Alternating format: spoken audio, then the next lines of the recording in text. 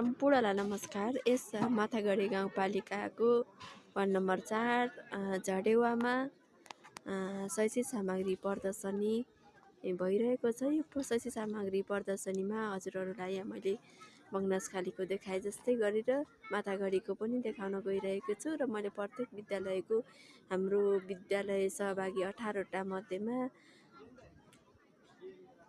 13वटा विद्यालयहरू सहभागी हुनुभएको छ। त्यो सहभागी विद्यालयले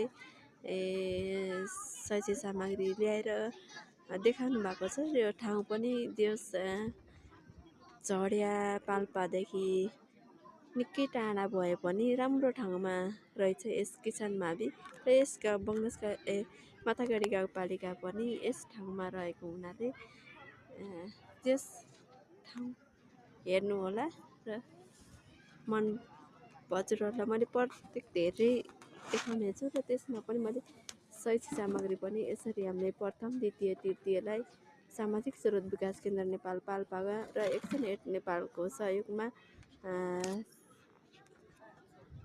वितरण गरिरहेका छौँ। यस वितरण गर्ने कार्यमा हामी एसआरटिसी टिम र सम्पूर्ण यो माथागढीको टिम र यस किसान माध्यमिक विद्यालयका सम्पूर्ण शिक्षकहरू र सहभागी टिचरहरूले आफ्नो सामग्रीहरू प्रदर्शनी गरिरहनु भएको छ।